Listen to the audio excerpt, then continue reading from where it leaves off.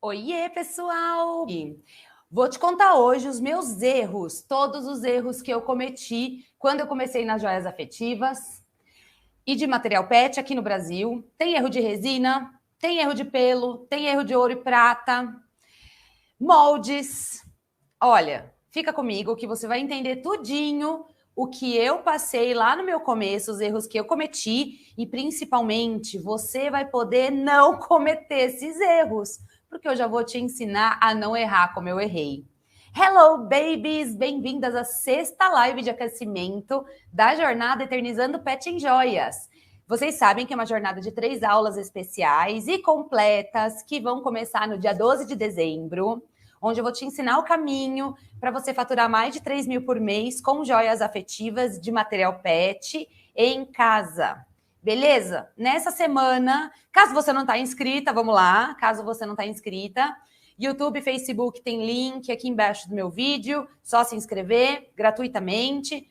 Instagram tem link na minha bio. Se não, manda uma mensagem em inbox, me pede o link que a gente te manda. Se você não encontrar, se você não souber onde é bio. Beleza? E nessa semana, eu tô sempre ao vivo, trazendo essas lives de aquecimento para vocês, para deixar afiadas. Deixar vocês tinindo sobre todos os aspectos desse trabalho, das joias afetivas e das joias de material pet, para quando vocês entrarem na jornada, vocês já estarem carregadas de conteúdo. Beleza? Para jornada, ela vai completar o caminho para vocês, ela vai juntar tudo que a gente está conversando por aqui. Beleza? Eu sou a Lupe Polizel, para quem não me conhece, e hoje eu vou contar para vocês os meus 5 erros que eu mesma, bonitinha, cometi quando eu comecei na vida das joias, de resina, joias afetivas, principalmente de material pet, mas também humanas, afetivas no geral, casamento, etc., turismo e tal, e todo o muito aprendizado que eu tive, e agora vocês também não precisam, daqui por diante, errar como eu errei. Tudo bem? Boa noite, Josi. Boa noite, Fabi. Meninas todas aqui. Vamos lá? Vocês querem saber? Vamos lá. Há 4 anos atrás, eu pensava como que eu ia poder fazer joias afetivas e de material pet com cinzas de cremação, porque assim, eu não sabia como fazer. Eu via isso fora do Brasil, mas eu não sabia como fazer. E aqui no Brasil, algumas pessoas, assim, 2 pessoas, 3 pessoas e uma empresa faziam umas joias bem feias, inclusive, com leite materno. E algumas pessoas artesãs de verdade faziam joias mais legais e tal, mas era tudo com leite materno e cabelo. E não era aprimorado, não era bonito, que nem as joias que vocês veem aqui no meu Instagram hoje, que nem vocês veem, que nem eu via fora do Brasil. E fora do Brasil, quase ninguém fazia de material pet. A gente via bastante coisa de material humano, muito mais bonitas que as brasileiras, e algumas de material pet que podiam ser melhoradas. E aí, assim, eu comecei a buscar tudo que eu podia sobre as resinas para mim começar a fazer as joias, os apetrechos e tal. Eu vou contar bastante disso na jornada também, vou aprofundar bastante de onde eu comecei, porque vocês estão loucas para saber de onde eu comecei, né? Até posso adiantar que eu vi esse nicho de mercado quando eu encontrei uma pessoa fora do Brasil que fazia joias afetivas, peças afetivas, pérolas afetivas de vidro. Ele fazia. A empresa faz até hoje de vidro. Então, ela entalha no vidro, eu não sei nem como chama, ela entalha no vidro ali, cinzas de cremação, e as pérolas lindas, ela faz brinco, faz colar, faz um monte de coisa. E foi isso que me chamou a atenção, por N motivos, que eu vou contar tudo direitinho na jornada, tá? E aí, assim, eu comecei a buscar formas de fazer isso aqui no Brasil, procurei por resina, por apetrechos para poder colocar, comprei coisinha brasileira, comprei um monte de coisinha na China. 4 anos atrás, o dólar estava legal, era mais barato comprar da China direto, então não tinha tanto fornecedor. Hoje o mundo está um pouco mais aberto aqui no Brasil sobre resina e peças no geral de resina. Ainda joias afetivas ainda está bem pequenininho esse mercado, né? De fornecedores e tudo mais, mas a gente tem muito bons fornecedores hoje em dia, mas eu ajudei esse mercado a se desenvolver. Antes ninguém fazia um molde alto, antes ninguém fazia um molde com pino, que a gente pudesse colocar um dente, que a gente pudesse fazer uma estrutura grande. Eu iniciei, uma aluna minha começou a fazer os moldes, e aí a gente começou a mostrar esse mercado para as outras pessoas e para nós mesmas, porque a gente tinha alunas e queríamos moldes mais altos, mas nós vamos falar de molde. Eu começo a me empolgo, gente, me empolgo. Por isso que eu tenho roteiro, porque senão eu fico doida. Vou seguindo aqui meus tópicos do roteiro. E é assim, aí começou os meus clientes, eu comecei a ter clientes, comecei a ter joias, etc. E aí começou as minhas sentadas na graxa como iniciante da resina, certo? Como iniciante das joias afetivas e, no caso, principalmente focada em materiais PET, beleza? A resina não secava, ela ficava amarelada, fica até hoje se vocês usam resina errada, ela ficava com manchas, ela ficava borrachuda, a resina ficava assim, ó. O pelo boiava, eu colocava o pelo, ele boiava. As cinzas de cremação pareciam uma terra. Olha, era um horror. E as semijoias, elas tinham... Eu não tinha qualidade de semijoias, eu não tinha qualidade da argola, eu não tinha qualidade da corrente para poder oferecer para os meus clientes. Eram péssimas, os moldes eram baixinhos demais, então eu adaptei para a gente aumentar o tamanho desses moldes baixinhos.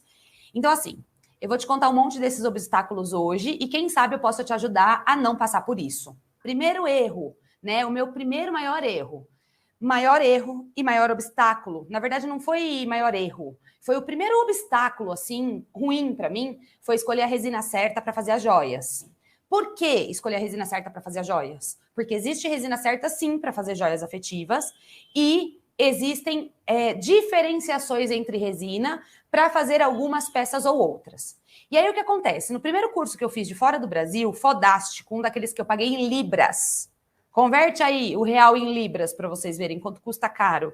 É um curso super poderoso, de uma das maiores marcas de resina do exterior. Beleza? Mas ele é voltado à resina epóxi, porque lá no exterior, resina epóxi tem altas resinas de altas qualidades. Hoje em dia, aqui no Brasil, agora, depois de 4 anos que eu comecei nessa vida, né?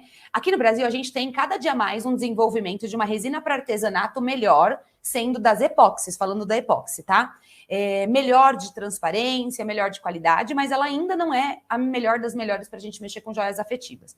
Em outro momento, a gente pode conversar sobre isso. Mas, naquela época, eu fiz esse curso voltado à resina epóxi e a resina de lá é bam, bam, bam. Beleza. Então, ótimo. Porque ela era maravilhosa, ela era transparente, ela é perfeita. Só que não.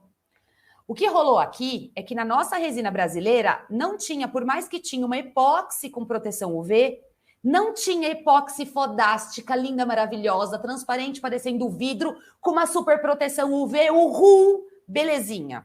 Ela não era nem, 4 anos atrás, ela não era nem de perto a qualidade da resina que a gente via fora. Beleza? Ela não tinha a transparência da resina de lá. E também tem uma coisa, né? Quando a gente faz a joia ou qualquer peça com resina epóxi, e a gente não usa epóxi para fazer as joias, tá? Aqui eu ensino com resina poliéster, ponto. Que acontece? Quando a gente usa resina epóxi para fazer as joias, ela fica linda, ela fica transparente, ela fica cutuca. Aí o que acontece? O problema tá 1 semana, 2, alguns meses depois, alguns anos depois. A joia vai ficando estranha, certo? Ela vai ficando amarelada, ela vai ficando enrugada. Então, assim, o que acontece? Eu também não consigo comprovar se aquela resina do exterior que eu fiz cursos lá em Libras, que ela também não ficaria amarela, porque eu não tenho ela aqui para poder comprovar também se a de lá era super boa. Mas o que acontece é o seguinte, quando a gente constrói uma peça com resina epóxi, que não é a que a gente usa para joias, voltando a dizer, quando a gente constrói uma peça com resina epóxi, ela fica perfeita na hora. Só que se você não tem uma certa experiência e um certo tempo de trabalho, hoje em dia, agora, ainda a gente tem umas resinas bem melhores no mercado, epóxis, mas naquela época não tinha, era assim, 1 mês, 2 meses a peça estava amarela. 6 meses a resina de proteção UV também estava amarela. Então, como que eu entrego uma joia dessa que é transparente, parecendo um vidro, beleza? E daqui a 2, 3, 6 meses, isso daqui tá cor de âmbar. Ou tá creme, tá amarelado. Não pode, né? Então, assim, tinha outro problema também. Então, além de eu não confiar nas resinas epóxi que a gente tinha naquela época, não podia usar epóxi, que eu aprendi fora do Brasil com epóxi, mas não podia usar epóxi aqui. Eu me nego a usar epóxi em tudo que eu posso usar poliéster, né? Vocês vão entender. O que acontece? Eu tinha outro problema, a resina não curava. A resina epóxi, para quem não sabe, Eu amo a resina epóxi, ela é maravilhosa para várias coisas, mas eu não ensino, não acho que vocês não acham de jeito nenhum que vocês têm que usar resina epóxi para fazer joias afetivas. O que acontece? Se você não mistura um componente A com um componente B na quantidade certa, numa balança de precisão, e é assim, é 0,1, você não pode errar na proporção. Se você erra na proporção dessa resina aí, que eu não uso para fazer joias, você não cura a sua peça, ela fica emborrachada, ela fica parecendo uma casca de laranja, o centro cura em volta e o centro maldito fica mole. Quem mexe com resina epóxi aí, me diga se eu estou falando besteira. Então, as resinas epóxis, elas são muito chatas de trabalhar. E a gente vai colocar o material PET ali dentro, o material afetivo ali dentro, a gente não pode correr o risco de eu colocar a única mechinha de cabelo do cachorro e aquela resina não curar. Entende? Então, ela não me dava a segurança para trabalhar, ok? Aquele doming, a gente faz aquele doming lindo. Quem não sabe o que é doming, é uma camada por cima para finalizar a peça. A gente faz aquele doming lindo e finaliza a peça com doming, beleza. Só que esse doming aí pode fazer blushing. É uns palavreados de resina epóxi, tá, gente? A gente não usa isso nas joias de material PET, nem afetivas. E a gente usa uma outra resina que não dá nada disso. Eu tô mostrando para vocês o quanto foi bosta, assim, o quanto eu sentei na graxa quando eu comecei com epóxi. E tá errado, não é legal o epóxi, entendeu? E aí, assim, esse doming por cima fazia um blushing. Blushing é uma névoa por cima que fica em cima da joia. E aí, para tirar essa névoa, tem que fazer um lixamento e outro doming. Só que o doming acontece por causa de umidade, por causa de temperatura do ambiente. E aí, se ontem estava a mesma umidade, a mesma temperatura do ambiente que hoje, se eu fizer outro doming, outra camada de finalização, vai fazer outro blushing, outra névoa. Então, assim, não quero que vocês entrem, quem não conhece sobre resina e quem nunca viu esse negócio, tá chegando agora sobre joias afetivas, desencana dessas coisas que eu falei, desses problemas, porque nas nossas joias isso não acontece. Porque a gente usa uma resina diferente, ok? Mas vocês estão entendendo o desespero? A bosta, assim, sabe? Tipo, a gente vai sentando na graxa, quando dá certo uma joia, ela faz blushing. Aí, quando dá certo uma joia, fica bonita, o centro fica mole. Então, assim, eu testei de várias marcas. Eu testei 4, 5 marcas naquela época, né, com 4 anos atrás, e ela se mantinha, algumas peças se mantinham até transparentes, mas elas não secavam no centro, ou outras ficavam borrachudas. Foi um show de horror esse meu aprendizado, esse meu início, porque as resinas de fora, quando eu fiz cursos de fora, e as resinas de fora geralmente são usadas as epóxis. Beleza? E também tinha um problema da epóxi. Então, volto a dizer, eu uso resina poliéster para fazer joias, porque nada disso que eu estou falando acontece na poliéster. O tempo de cura entre as camadas com a poliéster é rapidinho. E ela cura, ela sempre cura. Ou mais rápido, ou mais devagar, mas ela cura. 10 minutos, 20. Vocês vêm nas lives aqui, a gente faz joias juntas. Nessas lives de aquecimento, a gente fez esses dias atrás. Vocês viram, eu começo a conversar com vocês 10, 15 minutos e já continuo nossa peça.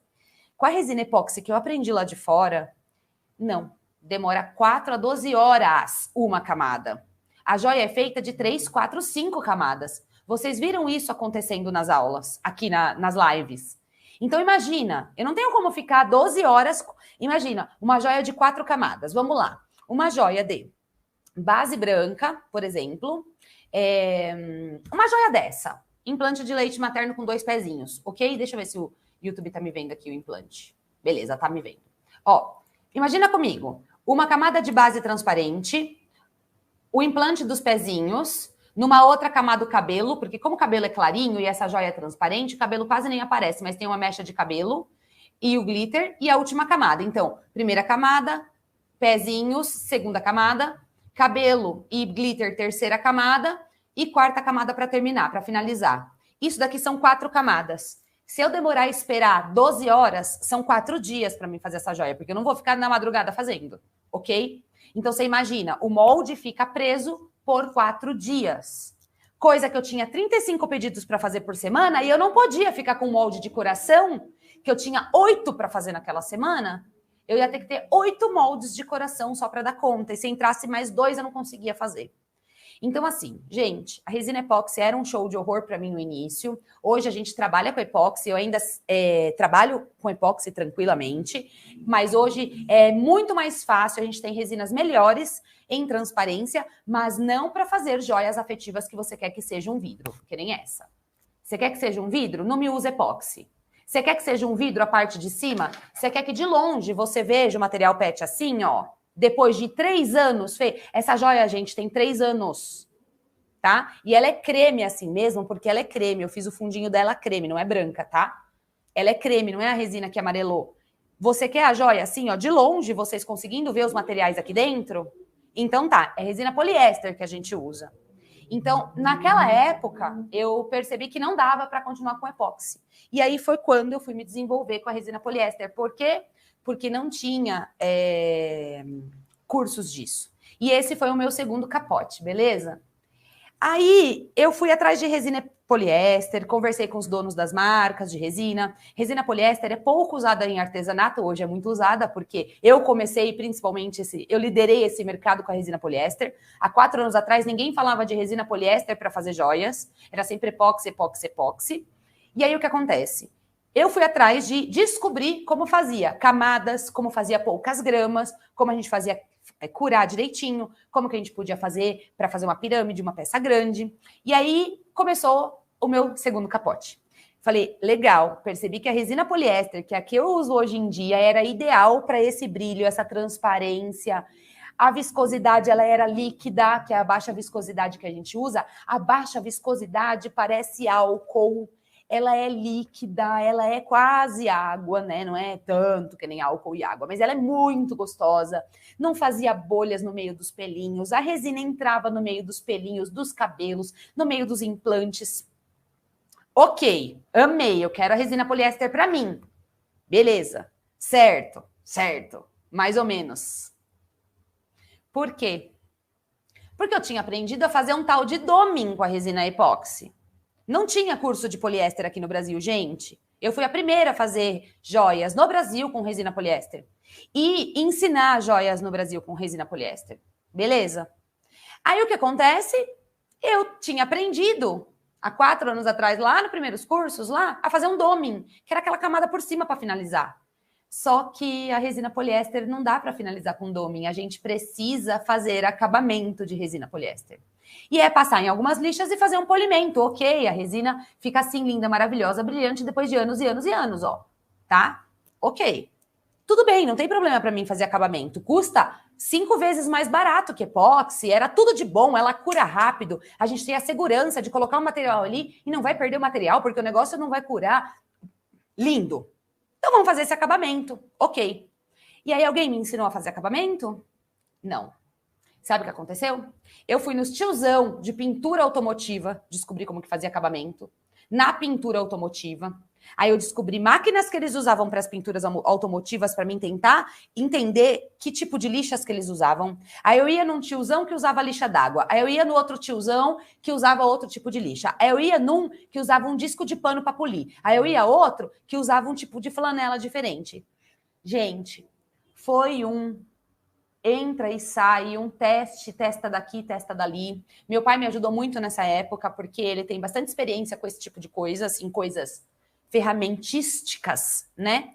E aí a gente conseguiu chegar num ponto de fazer o acabamento de forma corretinha, de forma belezinha. E aí eu fiz um curso de orgonites, que são pirâmides assim, beleza? E que fazia acabamento, e a pirâmide fica assim brilhante, linda, maravilhosa, né? Aí eu falei, bom, eu preciso desse acabamento, ó o brilhão. Preciso desse acabamento dessas pirâmides de joia, de pedras preciosas. E aí foi quando, há 4 anos atrás, eu aprendi a fazer peças de orgonite. Um dia eu venho falar só sobre orgonite com vocês, tá? A gente agrega valor com orgonites nas joias. Então, às vezes, você pode dar um chaveiro de presente com pedras de proteção, de olho gordo. Você pode fazer peças assim para incrementar a tua renda. Então, quando eu vou mostrar isso muito na jornada, gente. Na jornada eu vou mostrar isso, vou falar sobre isso. Venham na jornada que vocês vão entender como vocês agregam valor.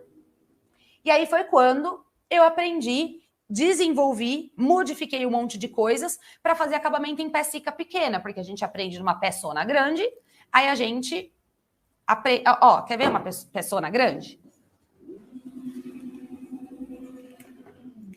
Ai, gente, agora eu vou levar ela para minha casinha. Minha pirâmide tá aqui na poeira, largada. É uma pirâmide pentagonal, de 5 lados. Já fiz ela faz um ano e pouco. Ela era para minha... Na verdade, faz uns 7 meses, 8. Ela é para minha casinha nova. Acho que já faz um ano.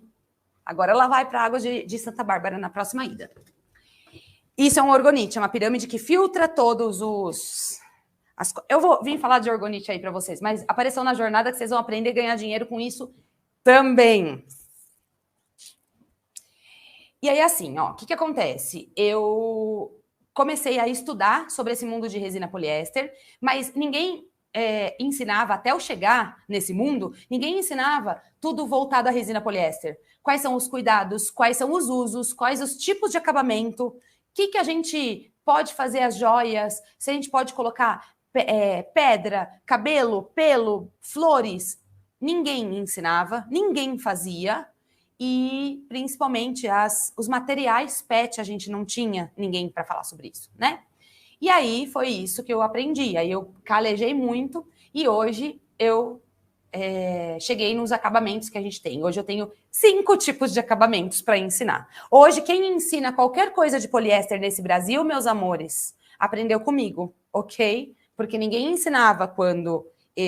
Então, qualquer pessoa que aparecer falando qualquer coisa sobre joias e resina poliéster, com certeza veio depois. Com certeza me viu nas lives gratuitas, com certeza fez algum curso meu, com certeza viu alguma coisa, porque isso não existia antes de eu aparecer.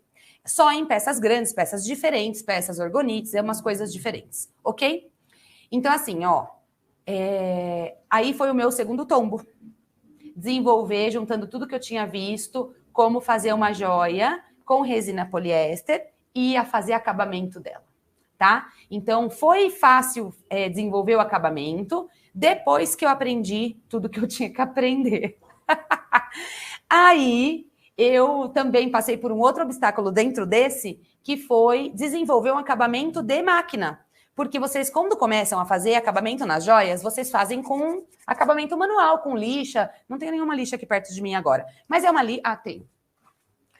Tem uma sequência de lixas e tudo. Vou mostrar isso tudo na jornada, tá bom? Vou mostrar para vocês e tudo. O que acontece? Ó, essa lixinha aqui, a gente pega aqui a joia, tá até riscada de uma joia. A gente pega a joia aqui, tem uma fosca que tá no pré-acabamento. Tá vendo que ela tá fosca ainda?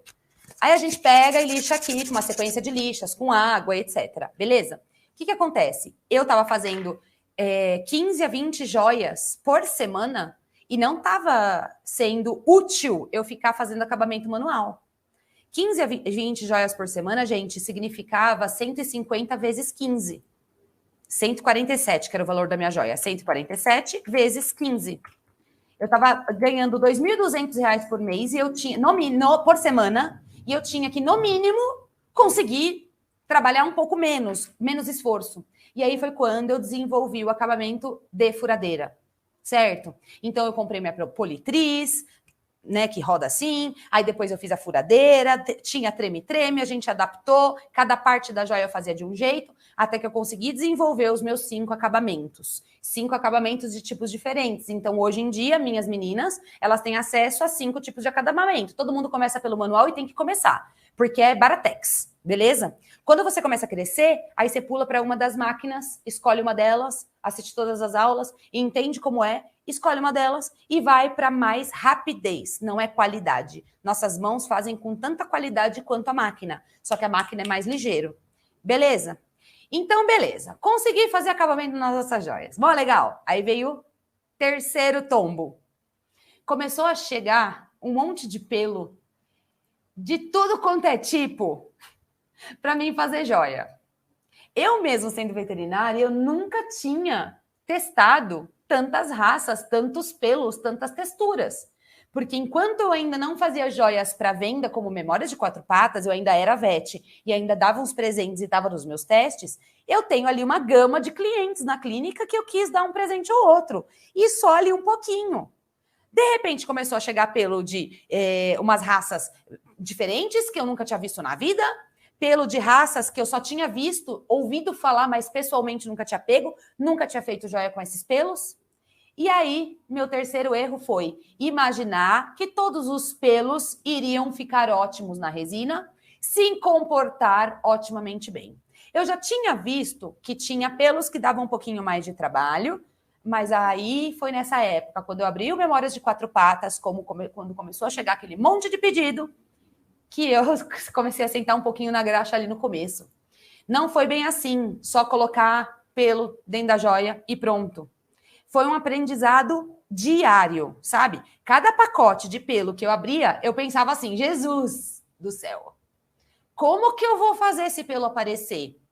Qual será que é a melhor cor de fundo? Porque lembrando, ninguém dá curso disso no mundo inteiro.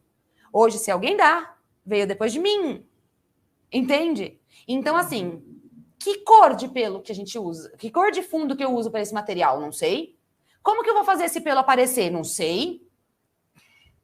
Vamos fazer teste. Pelo amarrado ou pelo solto? Eu tenho que amarrar ele ou deixo ele soltinho? Como que fica melhor? E o pelo branco? O terror da vida de toda artesã, que não é minha aluna, é o pelo branco. É o pelo frufru, que tem técnicas especiais lá dentro do curso para eles aparecerem. Eu tive que desenvolver essas técnicas, esses métodos aí muito loucos. E aqueles pelos que eu queria fazer desenho com eles? Então, eu desenvolvi uma técnica, que é a técnica Simon de pelo desenhado, de joia desenhada. Pepe ia jogar um negócio de vidro no chão, tá aqui se esticando, sabe? Então, assim, todas essas técnicas aí muito loucas, eu que desenvolvi para conseguir dar conta de fazer aquilo que eu queria fazer e que o cliente pedia. Ninguém me ensinou. Então, hoje os pelos aparecem, hoje estão lindos, maravilhosos, vocês veem pelos brancos pipocando aí dentro das joias, mas assim, essa parte aí não foram erros. Eu cometi muitos erros e muitos acertos até chegar nas técnicas que eu desenvolvi, mas foi muito tempo testando e bastante... Respira e vamos de novo, entendeu? Essa é a parte que mais dava medo para mim, porque eu estava fazendo e alguém tinha se comprometido a me mandar o material afetivo de alguém, importante de alguém, e eu tinha que fazer isso aparecer. Então, empreender não me dava medo. O pelo, os diferentes pelos ali naquele início, naquele primeiro, segundo mês, de diversidade, né? Não naqueles que eu fazia ali dentro do meu conforto. Quando eu pus para rodar o Memórias, ali começou a chegar muita coisa. Aquele momento me deu um pouquinho de medo. Empreender não dava medo. Largar da veterinária não deu medo. Deu medo cuidar de vários pelos diferentes, de tipos diferentes. Por isso que com pelo, quando vocês aprendem com joias de material PET, tem joias humanas também, eu ensino sempre por aqui, eu mostro nas lives, tem dentro do curso também, joias humanas, com leite materno, inclusive, tudo. Essa joia, inclusive, está dentro do curso. De implante de pezinhos aqui de leite materno. O que acontece? Abafa. O que acontece? Se você aprende a fazer com todos os tipos de pelo, aprende a fazer todas as técnicas que existem para pelo, vocês conseguem mexer com qualquer outro material da vida de vocês. Seja cabelo, seja coto umbilical, seja um pedaço de vestido, um pedaço de metal, um nome escrito, um implante, seja o que for, um dente. Entende? Então, só o leite materno, que é levemente diferente, eu também ensino lá, mas levemente diferente, tem suas peculiaridades. Tudo bem? Quarta sentada na graxa. Beleza. Cor de pelo, textura de pelo, meio que fui me resolvendo, beleza? Só que daí, de repente, eu comecei a sentar na graxa com os fornecedores de semijoias, porque a idiota aqui confiava e não fazia testes antes. O que acontece? Gente, as semijoias, vamos lá. As semijoias, elas ocupam parte importante no nosso negócio. Então, quando a gente fala de ganhar dinheiro com joias, vocês têm que pensar o seguinte, a gente ganha dinheiro com esta, inclusive eu coloquei um Reels hoje, aí um vídeo respondendo isso. A gente vende esta peça, que é a joia, o pingente, tá bom? A gente chama de joia, mas é o pingente afetivo, tudo bem? É isso que custa R$150 para o nosso cliente. É isso que custa R$100 para o cliente. É isso que custa 180. No meu caso, é isso que custa 240. É isto. Isto com esta argola. Se o cliente quer uma corrente, a gente ganha dinheirinho em cima da corrente. Vou falar bastante disso na jornada, gente, tá bom? Se o cliente quer uma corrente, a gente ganha o dinheirinho da corrente. Então, se o cliente quer um mini pingente, que nem essa menininha aqui é um pelo de labrador com uma patinha e uma mini menina. Mas é que eu fiz uma aula esses dias aí e coloquei aqui preso assim mesmo para mostrar. Mas, ó, é uma mini menina de é um mini pingente, tá? Folheado a ourinho e tudo. Deixa eu colocar aqui pertinho para vocês também. Mas vocês acham que viram aí nas minhas fotos. É uma mini menininha, tá vendo ali junto? Nesse caso tinha que ser um cachorrinho, um gatinho, um ossinho, beleza? A gente vende esse mini pingente também e ele dá um bom lucro pra gente. Então, a gente ganha ali 150 da joia, mais 60, 70, 80 da corrente, mais 10, 15, 20 do mini pingente. Olha o nosso ticket médio de venda como aumenta. Beleza? Ok. Então tá, então vou atrás de fornecedores de semijoias, porque as pessoas começaram a pedir. Você também vende corrente? Você também vende corrente? E não, eu não vendia. Aí eu fui atrás de fornecedores. Sentei na graxa pra caramba. O que acontece? Primeiro eu comecei meio ruim, assim, nos jacarés. Tem muito jacaré, gente, chinês. Hoje em dia, como as joias afetivas cresceram no Brasil, tem poucas únicas pessoas que trabalham com argolas, jacarés e esses apetrechos de ouro e prata e tudo isso. Tudo eu sempre, todas as minhas alunas têm contatos de todos os fornecedores, as listas e tudo, e descontos lá dentro da universidade. O que acontece? Essas argolas aqui, tive que mandar fazer, porque tem joias que são mais largas. E não existe essas argolas banhadas de boa qualidade no Brasil. E aí tinha os jacarezinhos que ficam mais bonitos. Vocês não vivem vendo um jacaré? Beleza. Naquela época, 4 anos atrás, gente, não tinha jacaré de boa qualidade. 3 anos atrás não tinha. Hoje ainda tem pessoas que desenvolveram isso e hoje em dia a gente tem agora. Mas antes a gente não tinha. E aí o que acontece? Eu comecei a mandar joias para casa das pessoas com jacaré e eles ficavam raspando aqui no corpo, ó. Então tomem cuidado com fornecedores N de semijoias, tomem cuidado. Isso faz grande parte do negócio de vocês e vocês podem acabar desistindo do negócio porque vocês não estão cuidando dessa parte. Tudo bem? O que acontece? Raspava aqui no corpo da mulher e aquilo que era dourado ficava bronze, porque era uma cor, não era ouro ali. Aí eu comecei a procurar correntes para comprar. Beleza, semijoia, de boa qualidade, garantia de 1 ano. Tá, usa 2 semanas, 3, e não é ficar esverdeada o ouro, porque o ouro fica esverdeado com a sujeira do nosso corpo. Não é o prata ficar escuro, porque o prata fica escuro com o uso e é só limpar. Não era questão de limpar, era questão de perder o banho, disso ficar cor de cobre, disso ficar cor de bronze, ok? E eu pagar 15, 20, 30 numa corrente e meu cliente daqui a 1 mês reclamar que a corrente, que tinha garantia de 1 ano, tá daquele jeito. E aí foi quando eu fui atrás de aprender sobre semijoias. Então, eu consegui desenvolver as peças de metal especiais que a gente precisava nas joias afetivas. Essa mini menina, eu que pedi para desenvolver ela a primeira vez. Eu que pedi para ter essa mini menina, esse mini menino, com esse desenho desse jeito. Não existia pronta no mercado. O meu ossinho, mini ossinho, que não tá aqui perto para me mostrar para vocês, mas vocês já devem ter visto em joias minhas aí no Insta. O mini ossinho não existia. Então aí eu desenvolvi esses mini pingentes para agregar valor, as argolas do tamanho que dê certo para todas as nossas joias, mesmo as mais largas. Eu desenvolvi o banho das correntes, a qualidade onde se produzia. Essa corrente aqui é uma corrente que chama corrente veneziana, gente. Ela é importada. Ela vem importada. E aí os caras precisam aqui soldar. Então eles soldam essa argolinha. Eu sei que tá muito longe aí no YouTube, não vou conseguir mostrar muito perto. Mas é assim, ó. A corrente finaliza numa argolinha. E essa corrente finaliza num fecho boia, certo? O que acontece? Eles têm que soldar. A solda era um lixo, daqueles desgranhentos. Pois pronto. Pois então eu fui atrás de fornecedores, atrás de testes. Então, cada semana estava com uma corrente diferente, 2, 3 correntes no pescoço. Se vocês forem em vídeos antigos meus de 3 anos atrás, vocês vão me ver lotada de corrente. Tudo teste, gente. Tomando banho com as correntes, passando repelente. Por quê? Porque a nossa cliente, ela vai usar a corrente para tomar banho. A nossa cliente não vai tirar a joia para tomar banho. Inclusive, teste de joia, gente, eu não tiro do pescoço. Eu troquei a joia que eu tava ontem por essa hoje, porque para trocar. Mas eu não tiro, eu fui na piscina com aquela joia, eu passo repelente, eu passo protetor solar. A gente pede para as nossas clientes cuidarem das joias, mas vocês podem usar e vocês vão ver. Semi-joias de boa qualidade não cai o ouvido, gente.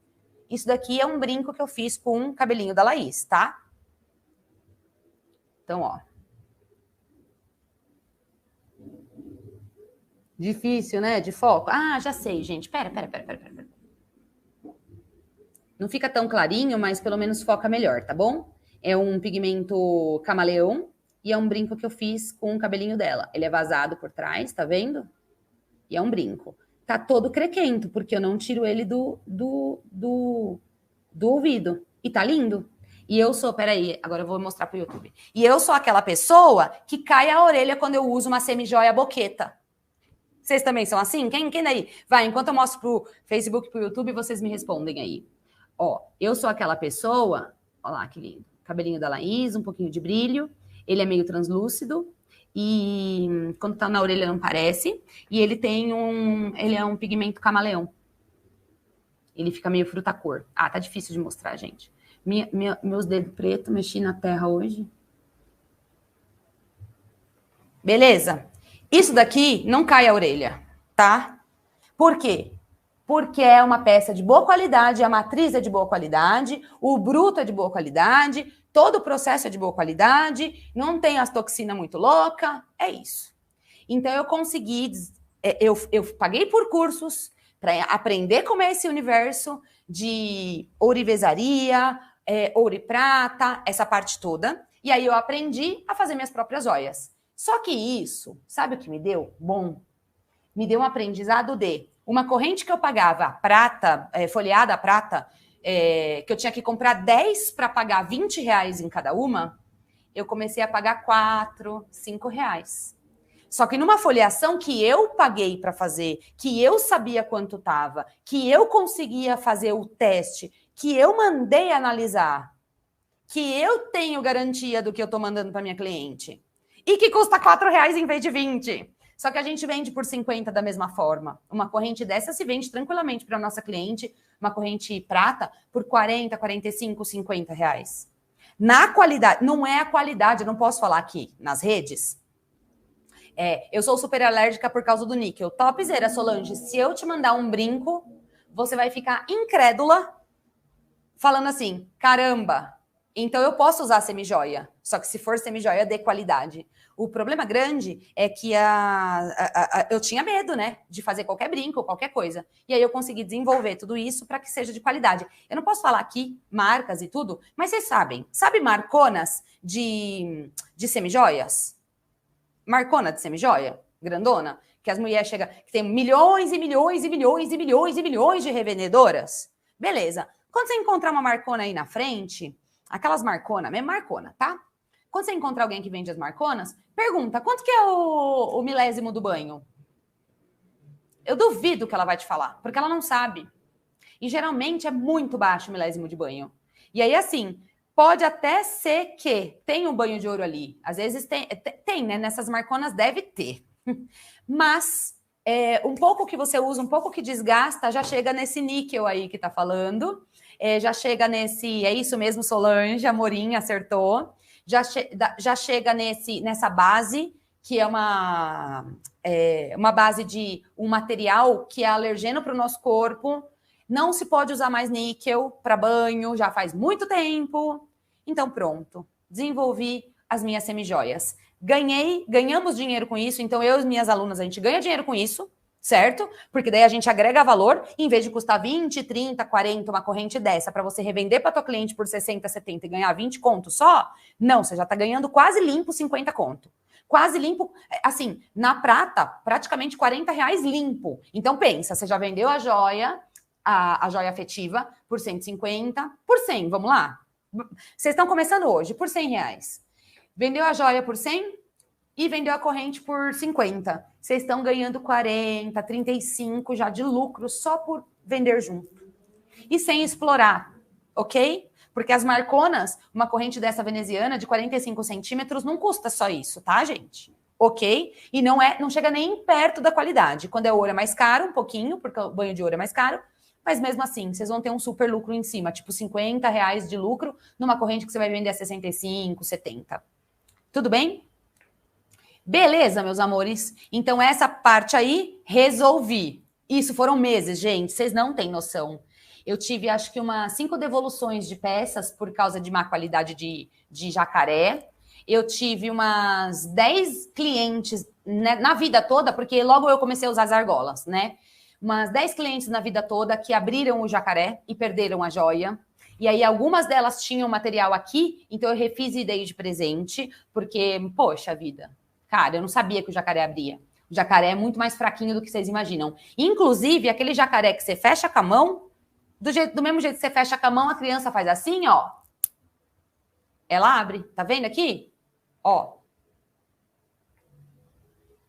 Eu fiz uma força, hein? E eu fiz uma força para abrir, tá? O jacaré não precisa nem dessa força. Imagina com uma criança aí agora rompeu na joia, né? Não, gente, mas eu fiz uma forçona, vocês viram? Imagina uma criança dando uma pesada enquanto você vai tirar uma roupa.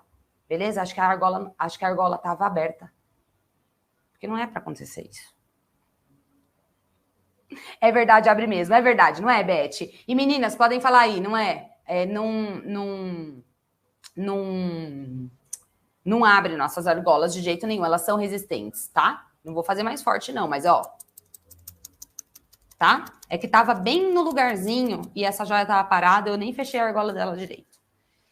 Beleza, até aí tudo perfeito. Aí veio quinta sentada na graxa. Esse quinto erro é um compilado de vários micro-erros. Eu vou contar alguns micro-erros para vocês, tá? Primeiro micro-erro foi que eu, assim, primeira parte ali é que eu confiei num fornecedor de embalagens que disse para mim assim, não, Lupe, sempre que você precisar, eu te entrego a embalagem com 7 dias. Quando você precisar, você me pede 7 dias antes, que ó, chuchu. A última entrega desse fornecedor, que foi o meu primeiro fornecedor de embalagem de joias, porque já tinha meu logotipo e tal. Então, assim, ó, para explicar para vocês, porque essa parte de embalagens eu falei esses dias, mas também não vou falar na jornada. O que acontece? Eu comecei usando embalagens de bombons, beleza? Pepe, não vai desligar minha live, né? Embalagens de bombons. Ok? Pardinha e tal. Aí eu falei, poxa, preciso de umas embalagens boas, né? Aí eu pedi para esse fornecedor fazer 20 embalagens para mim, que são embalagens de papel, elas vêm assim abertas, a gente vai dobrando, sabe? É como se fosse essa dobradura da minha embalagem nova. Sabe? Tipo dobrando. Só que, ó, essa daqui é até difícil de abrir. Aquela é de papelão mesmo, sabe? E aí tinha estampado, era uma caixinha mais baixinha, ela era estampado aqui o logotipo na frente, só o logotipo, não tinha nenhuma estampa nas laterais, tinha que ser branca ou branca, e aí ela era bem pititica, e dentro dela tinha um outro papelãozinho que fazia uma almofada para mim prender a joia. Tá no meu ateliê antigo, gente, no meu primeiro ateliê, esse é o segundo e o Diagas é o terceiro. Tá no meu ateliê antigo. Eu nem fui lá, esqueci de ir lá pegar para mostrar para vocês. Mas em outra ocasião eu mostro. Ela era uma caixinha simples. Era uma caixinha bonitinha? Era. Só que me custou tipo R$7 cada caixinha. Mas eu queria fazer o teste para comprar as primeiras 100.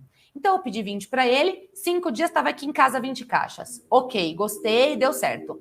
Tá. Eu falei assim, então tá bom. Então você pode fazer mais 100 para mim? Posso. Assim, uns 7 dias ele pediu de tempo. Ele me entregou com quase 15. E é 15, assim, ó. 15 dias para produzir, para me dar o rastreio.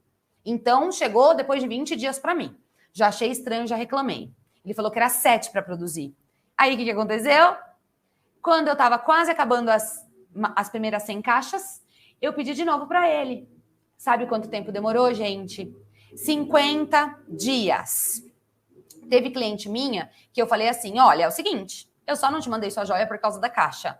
Tá vencendo o prazo dos 28 dias que eu dou de entrega da joia para você e eu queria colocar em outro lugar. A joia é para você ou é para presente de alguém? você tem pressa de receber sua joia? Porque eu queria mandar na caixinha, com a fita, tudo mais. Se não, eu vou colocar dentro de um saquinho de organza, tudo de juta, mas não tem o nome da minha marca, não é minha carinha, não é meu jeitinho.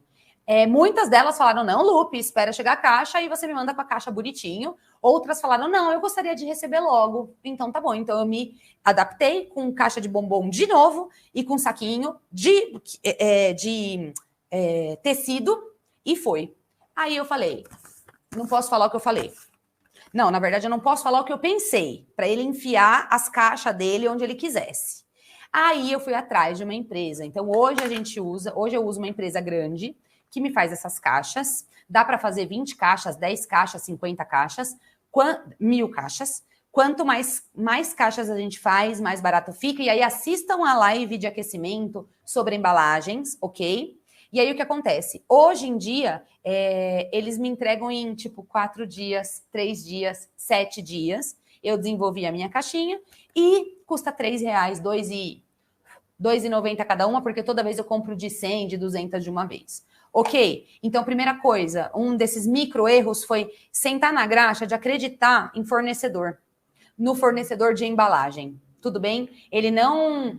E assim, a gente começa, né? Hoje eu sei, hoje eu indico esse fornecedor para todas as minhas alunas. O problema é que quando a gente está começando, não tem ninguém que indique nada. Concorda? Então, é no teste. Então, você do outro lado aí, se você não tiver qual é a fonte, qual é o saquinho, qual é o lugar, qual é o fornecedor de semijoia, se ele vai ser idôneo, se ele não vai ser, se você não tiver indicação, você vai ter que fazer o seu próprio teste. E eu passei raiva, passei nervoso, tive que conversar com o cliente por causa de embalagem, gente, tá? Um segundo micro erro, que é desse compilado dos 5 aí, o quinto erro, mas é um compiladinho, esse micro erro foi o micro erro de precificação. A Efrate Joias também apanhou bastante com isso. A Efrate Joias é minha aluna de joias afetivas e ela também antes vendia semijoias e tudo mais para público final. E ela deve ter passado bastante, né, Kelly? Muito, né? O que acontece? Eu errei muito na precificação. Por quê, gente? Porque aqui no Brasil tinha uma ou outra que faziam umas joias estranhas lá e era joia de leite materno, não era nem joia de material PET. E quando eu comecei, não tinha ninguém com foco 1000% em joia de material PET. Uma ou outra fazia até uma pecinha, mas não era foco nisso. Elas não eram desenvolvidas nisso. E aí o que aconteceu? Eu falei, bom, eu não sei se vai vender, mas eu só sei que eu não quero mais voltar para a veterinária. Eu preciso ganhar dinheirinho esse mêsinho, porque senão mês que vem eu vou ter que largar as joias ou vou ter que me dedicar à veterinária junto com as joias para fazer esse projeto rodar. Então esse projeto tem que dar certo, porque eu não quero mais voltar para a vet. Certo? Aí eu cobrei muito barato no meu começo. Eu achei que não ia vender e eu vendi R$13.000 no primeiro mês quando eu abri minha loja. Ok? Quando eu fiz a minha primeira divulgação. Como que eu fiz isso? Eu vendi, se eu não estou enganada, a R$89 as joias e 79 os chaveiros, porque no argola era 15 centavos só o negocinho do chaveiro. Eu coloquei a 79 os chaveiros e 89 as joias. Quando eu vendi 13 mil em 20 dias, porque eu abri dia 10 de maio, vocês vão ver isso na jornada, tá? Vou mostrar bastante disso na jornada. Quando eu abri dia 20 de maio a loja e fechei dia 30, e finalizei dia 31, aí eu falei, mano, desencana, tá muito barato. Oferta e procura, né, gente? Quanto mais oferta a gente tem, quanto mais procura a gente tem, mais a gente pode subir nossa oferta. Pra gente trabalhar um pouco menos, não é explorar, tá? É trabalhar um pouco menos, mantendo a qualidade, melhorar a qualidade, porque melhor atendimento com o cliente, você tem mais tempo para fazer aquela joia, porque você vai fazer menos joias no mesmo período de tempo e automaticamente você vai ter o mesmo lucro. E foi o que aconteceu. No mês seguinte eu aumentei para 110, de 89 para 119. Mentira, 87 para 117. Era sempre com 7, porque na divisão dava certinho a parcela. 117, depois eu subi para 127, uma vez por mês, assim, ó, fui aumentando mês a mês. No quarto ou quinto mês eu estava no 147, que foi o que eu mantive bastante tempo. 147 são 3 de 49. Quem não tem R$50 no bolso para comprar uma joia? Gente, beleza. Então, eu fiz 13 mil de cara porque eu precifiquei errado no meu começo. Eu tenho certeza absoluta que eu teria feito os mesmos 13 mil, mas eu não teria ali uma caralhada de mais de 100 joias para fazer no meu primeiro mês e não teria passado eu teria passado um pouco menos de sufoco do que eu passei em tempo de trabalho, em descoberta de pelos novos, de materiais novos, de conversar com o cliente, de prazo, porque meu prazo de entrega eu era juvenil. Meu prazo de entrega era 15 dias. Sentei na graxa, tive que conversar com as pessoas, expandindo o prazo, expandi para 21, expandi para 28. Hoje são 28 dias úteis. Lógico, com 15, 20 eu mando. Com 15 corridos, às vezes está pronta a joia. Agora eu abro a loja, faço meus lotes, fecho e mando embora. E tá beleza. Tudo bem? Minhas alunas fazem aí com 15, 20. Elas colocam... Eu sempre falo, meninas minhas meninas. Coloquem aí 28 dias para entrega da joia no correio, no transporte. Se você entregar com 15, ótimo. Se você entregar com 10, ótimo. Ok? Nossa cliente não sabe quanto tempo demora para fazer a joia. Ela tem que entender que tem uma linha de produção antes da joia dela e que a nossa joia é feita por camadas, lembra? Ela não precisa saber que é muito rápido de fazer. E não que vocês vão mentir. Mas é que a nossa cliente do outro lado, ela não está interessada em saber quanto tempo demora, quantas camadas. O que ela quer é o pet dela bem representado naquela peça. O que ela quer é a maternidade dela, o leite materno bem representado naquela peça. É isso que ela quer. E se você der isso, mesmo que você demore 20 dias para entregar ou 28, não vai, ou 5, não vai fazer diferença se você fizer um bom trabalho. Tudo bem? Então, hoje é 28 dias úteis o meu prazo. Minhas meninas são geralmente 28 dias. Tá bom? E aí, conforme vão crescendo, aumenta para úteis, aumenta para 21 úteis e assim vai. Tá? Então, primeira coisa, tome cuidado na precificação no começo. Tem aula sobre isso aqui, eu falo bastante sobre isso. A gente vai conversar sobre um pouquinho sobre precificação na jornada e tem aulas dentro lá da universidade, minhas alunas que ainda não assistiram às aulas de precificação, assistam, tá bom? Outra coisa que eu errei bastante nos moldes. Gente, quem de vocês é a louca compulsiva de compras? Me contem aí. Me contem. Porque assim, a professora fala, a prof. Lupe, e eu sou clara, gente, vocês estão me entendendo? Eu tento ser o mais clara possível. Meninas, comecem com 1, 2, 3 moldes no máximo. Ofereçam esses modelos. Comecem com o molde redondo, custa R$25. Uma vez que vendeu uma joia, 2, 3, peguem esse dinheirinho e compra mais um molde. Não é porque você vendeu 3 joias de R$100 que você vai gastar 300 conto em molde. Aí o que eu vejo?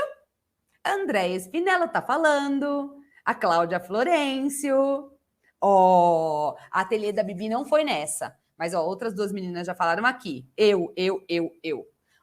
Um monte, uma caralhada de aluna sentou na graxa comprando 398 moldes, mesmo a professora falando, para de ser consumista, vocês estão começando um negócio.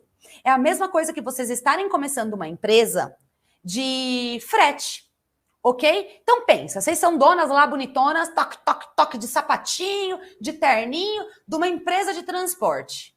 Aí você vai lá assim, bom, eu fiz um transporte de R$100 mil, eu vou pegar esses R$100 mil e vou comprar, lógico que não custa esse preço, né, gente? Nem o transporte, nem os caminhão.